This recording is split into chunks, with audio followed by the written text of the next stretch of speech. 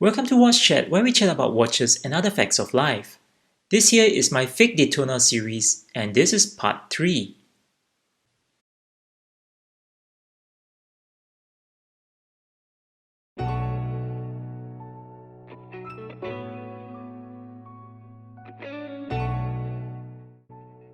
In part 1, we talk about whether one should own a fake Daytona.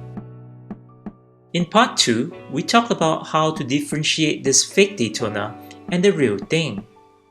If you missed those videos, I'll put a link in the description below. In today's video, we'll be having some fun with this sucker here to see how it fares with a few tests that I've come up with. If you stay till the end of this video, you might even get to see me use a blowtorch on it. Before we begin, let's check out how its movement fares. This has a 21,600 bph. Obviously, the movement isn't very accurate. About minus 42 seconds a day. This is just a rough reading of the watch. Because the country is currently under full lockdown, I've decided to wear this watch 24/7. Evidently, the first test here is to see how reliable it is when wearing it and doing everything with it. When I say everything, I really mean the whole shebang, including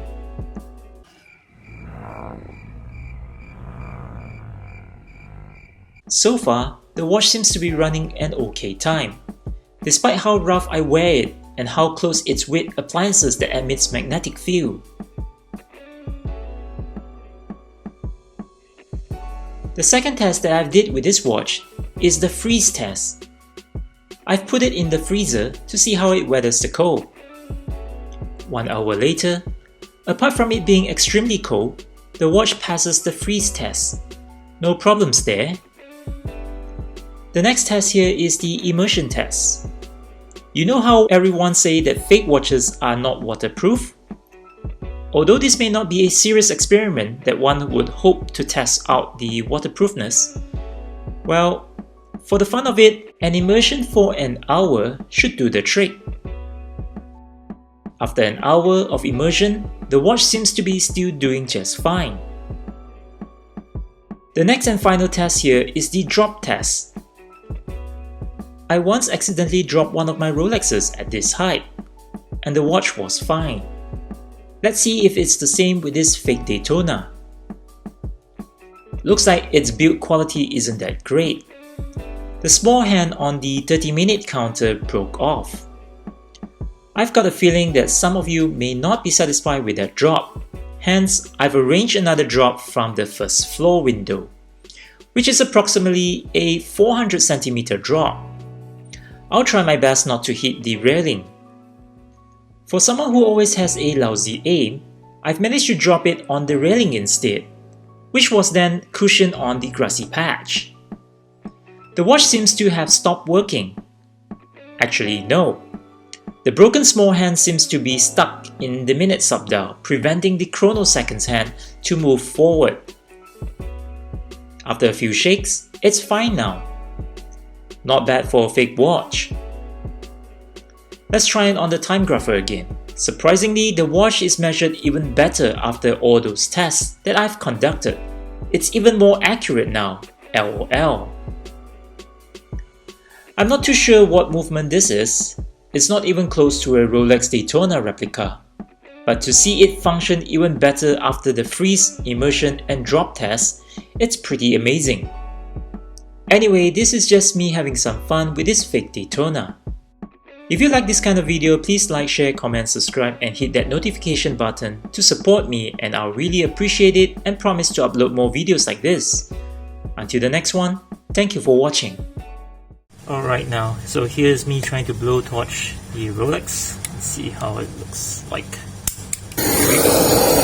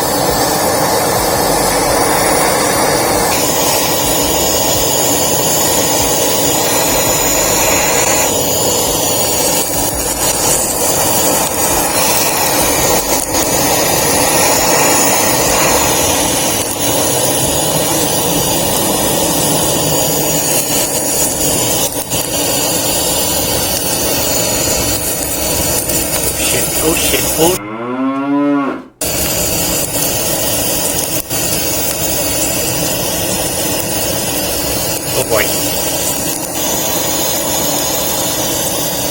Oh boy, I think I should stop. Oh, he's getting way out of hand.